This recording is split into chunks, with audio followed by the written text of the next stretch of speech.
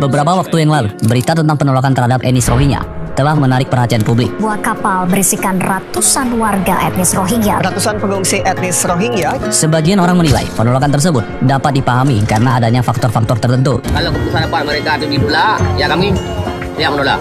Kalau mereka menampung, ya harus diambil kemana tempat menampungnya. Meskipun menolak kedatangan pengungsi, warga Aceh tetap menunjukkan kepeduliannya. Warga yang menyaksikan kedatangan mereka terpaksa membantu atas nama kemanusiaan. Mereka memberikan beberapa bantuan berupa makanan dan pakaian. Memberikan berupa bantuan seadanya. Peristiwa ini tentu saja menimbulkan pertanyaan bagi kita semua. Mengapa etnis Rohingya ditolak di mana saja? A brutal crackdown begins in Myanmar's Rakhine State. Some reported that their family members were burned. I understand the complexity of the situation in Myanmar.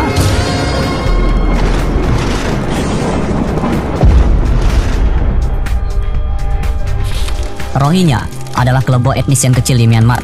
Mereka tinggal di negara bagian Rakhine di barat laut Myanmar bersama etnis lainnya. Pada abad ke-18, negara-negara seperti India, Pakistan, Bangladesh, dan Myanmar dulunya merupakan bagian dari wilayah jajahan Inggris yang dikenal sebagai British Raj. Pada masa Perang Dunia Kedua, Jepang masuk ke Myanmar dan berencana mengambil alih kekuasaan dari Inggris. Jepang berkomunikasi dengan etnis Rakhine agar membantu mengusir Inggris sehingga Myanmar bisa merdeka. Inggris juga mempunyai strategi yang licik. Mereka menggunakan konsep memecah belah dan mempengaruhi orang-orang Rohingya untuk membantu Inggris melawan Jepang. Dengan memberi janji manis bahwa setelah Inggris menang, etnis Rohingya akan mendapatkan kekuasaan di wilayah Rakhine, dan akhirnya penduduk Rakhine menjadi terbagi. Etnis Rakhine mendukung Jepang, sementara etnis Rohingya mendukung Inggris. Dari sini, hubungan antara etnis Rakhine dan Rohingya sudah memburuk. Ketika Perang Dunia Kedua berakhir dan Inggris bersiap meninggalkan British Raj, mereka membagi wilayah-wilayah British Raj menjadi negara-negara yang berpisah. Tapi sayangnya, Inggris mengabaikan janjinya kepada orang Rohingya. Wilayah Rakhine tetap disertakan dalam batas negara Myanmar. Selanjutnya, pemerintah Myanmar tidak mengakui etnis Rohingya sebagai etnis resmi di negaranya.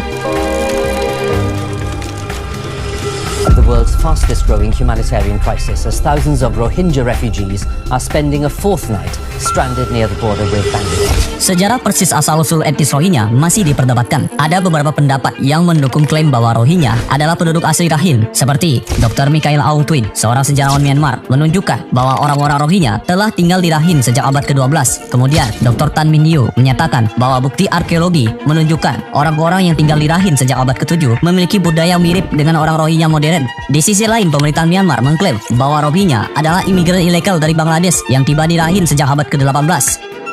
Aung San Suu Kyi telah lama menolak untuk mengakui Rohingya sebagai penduduk asli Rakhine. Suu Kyi telah mengatakan bahwa Rohingya adalah imigran ilegal dari Bangladesh dan bahwa mereka tidak memiliki hak untuk tinggal di Myanmar.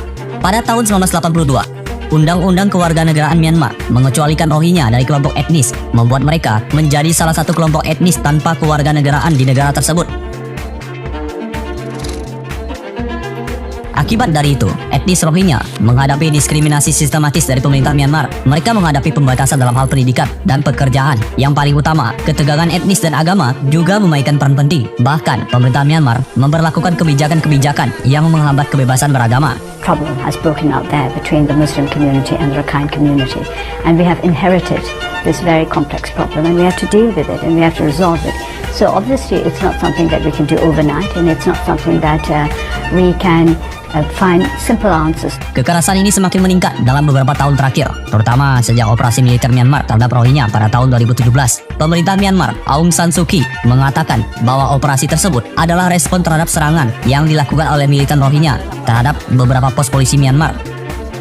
Dilansir dari Reuters, Kementerian Luar Negeri Amerika Serikat membuka laporan investigasi pada tahun 2018. Laporan tersebut mencatat bahwa warga Rohingya menerima tindakan kekerasan. Di tahun yang sama, setidaknya 730.000 warga Rohingya terdampar di kamp-kamp pengungsian Bangladesh. Dari Agustus sampai September 2017, tercatat angka meninggal mencapai lebih dari 13.000 jiwa. Pada konflik ini, United Nations High Commissioner for Refugees mencatat sebanyak 2,5 juta orang Rohingya mengungsi ke negara-negara tetangganya.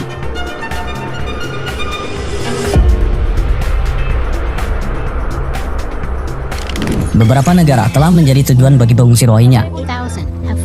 Meskipun banyak negara tetangga bersedia menerima pengungsi Rohingya, kenyataannya proses pengungsi ke negara asing tidak sesederhana itu. Bangladesh sebagai contohnya menjadi sasaran utama bagi pengungsi Rohingya. Akibatnya, Kamp pengungsian sangat padat dan pemerintahnya menghadapi tantangan yang besar dalam hal ini. Karena jumlah pengungsi yang begitu banyak, pemerintah Bangladesh bahkan pernah menolak pengungsi etnis Rohingya, bahkan diminta untuk kembali ke Myanmar meskipun saat itu konflik masih berlangsung. Di Aceh sendiri juga mempunyai penampungan untuk para pengungsi Rohingya. Warga Aceh menerima pengungsi dengan baik dan tidak ragu-ragu memberikan bantuan. Meskipun terjadi ketegangan antara warga Aceh dan etnis Rohingya, ada laporan yang menyebutkan bahwa pengungsi tersebut berniat pergi ke Malaysia untuk bertemu keluarganya, seperti yang dilansir dari media CNN. Di samping itu, warga Aceh mendapat kesan kurang positif dari pengungsi Rohingya, terutama terkait kurangnya perhatian terhadap kebersihan dan kurangnya kepatuhan terhadap nilai adat masyarakat Aceh. Thailand doesn't accept boat refugees, and instead they gave these people food, water and fuel before sending them back out to sea, aiming for Malaysia. Pemerintah Thailand bahkan mengeluarkan pernyataan yang cukup keras terkait etnis Rohingya di negaranya. Mereka mengatakan warga Rohingya tidak diinginkan kehadirannya di negara tersebut. Pernyataan tersebut terlontar langsung dari bibir Perdana Menteri Thailand, Prayut Chan-o-cha. Dia berpendapat negaranya tidak mampu menampung pengungsi Rohingya karena masalah biaya.